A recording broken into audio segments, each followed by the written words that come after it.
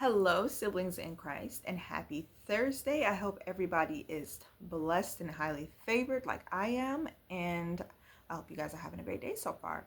So, I have a word for you guys, y'all. You know, God is so funny the way that He moves. If you don't listen to Him the first time, He gonna tell you again. It may be in the same way, but it also might be in a different way. He is so funny, y'all. So, first off, I'm gonna tell you what He showed me. So, this wasn't a vision or a dream or anything like that. This was real life, okay? So lately, I don't know if y'all been paying attention to birds or animals at all or not.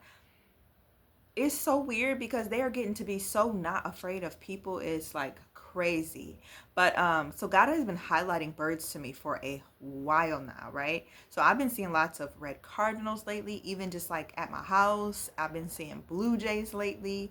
Um, but there is a bird that our state has this bird, but it's more further out from where I'm at, and I have never seen one until a few days ago, right, y'all? So I'm driving. I picked up my kids from school. I'm driving, and then there is a hill, like a big hill that is kind of like by where I live at. And a lot of the kids usually just go sledding on it, like in the winter. When there's snow and stuff here, the kids just usually go sledding on that because it's a good hill, right? So mind you, it's not snowy anymore, it's sunny out, and I'm driving. Now, when God is going to show you something, you have to be vigilant and paying attention sometimes, depending on what it is He's showing you, or you're going to miss it. He told me this earlier too, and I'll tell y'all that story in a second.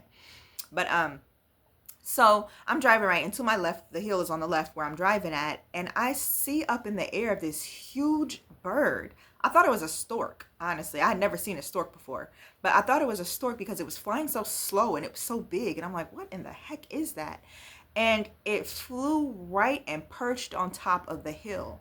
So I looked at the bird, I got the picture of it and all the stuff, and then I looked it up, and it turned out to be a great blue heron, however you say those birds. Don't be on here judging me in my comments, talking about how I said it wrong. Heron, whatever. It was a great blue one, right? So those, we have those in our state, but they're normally not over here. They're normally by like water and stuff like that, right? So that, again, this was my first time ever seeing one of those like that. And it perched itself on top of that hill, okay? Now we know that birds in the Bible can represent different things. I'm going to read to you guys the first birds that was mentioned biblical wise in terms of story and how God used it, because God can use anything, but He does use birds to send messages, right? So we know that in the story of Noah's Ark, Genesis chapter 8. I'm going to read to you guys just a few verses out of that in case for those of you who do not know the story, okay? So we're on verse 6, chapter 8, Genesis, okay? And it came to pass at the end of 40 days that Noah opened the window of the ark which he had made, and he sent forth a raven, which went forth to and fro until the waters were dried up from off the earth. For those of you who don't understand why he sent the raven first, it is because ravens can deal with harsh environments more than a dove can. So he sent the raven first because he knew that the raven would survive and it would be able to deal with all the things, because ravens are pretty unclean. They deal with, they can eat like carcasses and stuff like that. So the raven would have been fine. Verse 8. Also he sent forth a dove from him to see if the waters were abated from off the face of the ground. But the dove found no rest for the sole of her foot, and she returned unto him into the ark. For the waters were on the face of the whole earth. Then he put forth his hand and took her, and pulled her in unto him into the ark. And he stayed yet other 7 days. And again he sent forth the dove out of the ark. And the dove came in to him in the evening, and lo, in her mouth was an olive leaf plucked off. So Noah knew that the waters were abated from off the earth, right? And he stayed yet other 7 days, and sent forth the dove, which returned not again unto him any more. So that is how God first used birds to help send a message to Noah, letting him know whether the waters were still there, or was it safe to come out, or what was going on the earth, right? So yeah, I see this blue heron land on this hill, and I'm like, okay, what does this mean, right? So let me read to you guys a little bit about blue herons if you don't know at all, okay? So seeing a heron, they are symbols of stillness, patience, silence, and the watchful presence of God. They use a highly patient hunting strategy and can hold a statue-like pose while standing in water for hours, often on one leg to conserve body heat. And you know what that reminded me of? That reminded me of how long-suffering God is for us. He waits on us so much, y'all. Half the time we be thinking we're waiting on him and he's waiting on us. God will wait for you to get it right the first time, the second time, the third time, the fourth time, the fifth time, the sixth time. And he will stand there patiently. He's not whining. He's not complaining. He might be knocking you upside your head a little bit, but he's going to be patient with you, right?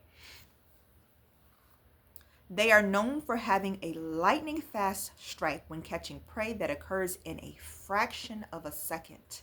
Do you know how fast that has to be? A fraction of a second? Their strike can be so fast that it is too quick for the eye to follow and faster than the human brain can process. They are remarkably accurate. This just, again, reminded me of how God moves, how he moves so suddenly and so swiftly and so fast sometimes that you can't even understand or begin to fathom how he did what he did. And most of the time it's not for us to understand, right? Sometimes he's not going to clarify a situation. He just wants you to be in it and sit in it with him, right? So just the swiftness of the heron and the suddenly and the patience of the heron is what reminded me of God. Okay. So I'm going to read to you guys another Bible verse. This is Isaiah 48:3. It talks about God's suddenness. It says, I have declared the former things from the beginning, and they went forth out of my mouth, and I shewed them. I did them suddenly, and they came to pass. That is God talking about how he moves suddenly. And then there's Psalms 46:10 that talks about, be still and know that I am God, right? I will be exalted above the heathen. I will be exalted in the earth. Okay, so herons represent patience and stillness. They also represent a lightning fast strike, which is exactly how God moves. So the funny thing about it is, I wanted to deliver this word, but I believe that a lot of this word was for me. One thing about me is I'm not a gatekeeper. So God is showing me something even about myself. I'm going to tell y'all, because I tell you guys all the time, I'm not holier than thou. I don't feel like I'm better than y'all just because God gives me dreams and visions and words to, prophetic words and all that stuff to tell you guys. I don't think I'm better than anybody. God is working on me as well. So earlier, one thing about me that he is working on is my patience in traffic. Okay, so slow drivers really get under my skin, y'all. Still, I'm working on it, but they still get under my skin sometimes. So earlier today, a car was getting on my nerves or whatever, and I kind of had like a little blip, I'll say. And God was dealing with me after that. So that was on my way to drop my son off, right? And then so on the way back, God was like, you're going to drive the speed limit the whole way home. Mind you, I don't go like 10 above the speed limit or anything, but it's lawful to go 5 above or 5 below, right? So if the speed limit is 45, I might be doing like 49 or something like that, okay? Pushing the limit just a little bit, okay? But God was like, no, you're going to drive the speed limit or a little under the whole way home. And I was like, because what? Who about to be driving the speed limit all the way home? Look. And guess who drove the speed limit all the way home? Me.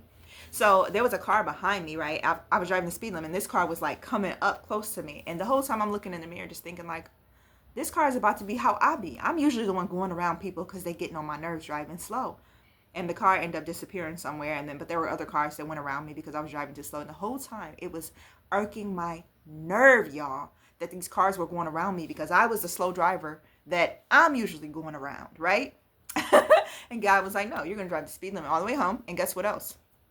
Oh, he won up to that, y'all. Guess what else?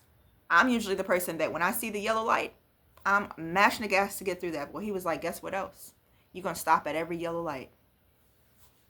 All right, now I'm floored, y'all. I'm like, what? Because this is crazy. But I know that obedience is better than sacrifice. So I listened. I drove the speed limit all the way home and under. And I stopped at all the yellow lights. Guess what, y'all? I am okay. I am okay. At this point, I'm okay. It actually felt kind of good to be patient. So God is dealing with me with patience too. And that was a part of me seeing that heron as well. Like even when he has me deliver words, sometimes a piece of it or part of it or maybe all of it is for me as well. So I always take these words and I make sure I'm asking God, is this word for them or is it for me or is it for both of us? So this word was for both of us. So this is a revelation or a confirmation to someone that it is time for you to slow down. Be still and know that he is God, because he also said to me in the car that if you are moving too fast, then you will miss what I'm trying to show you. Now he'll come back around and show you again, but don't keep missing it. because then I don't know, he may not show you that again, or you might just miss your blessing. Okay. But I love you guys, and that is it for this message. If you have not liked the video or subscribed already, please do so right now. It helps the channel, and I will see you guys in the next one.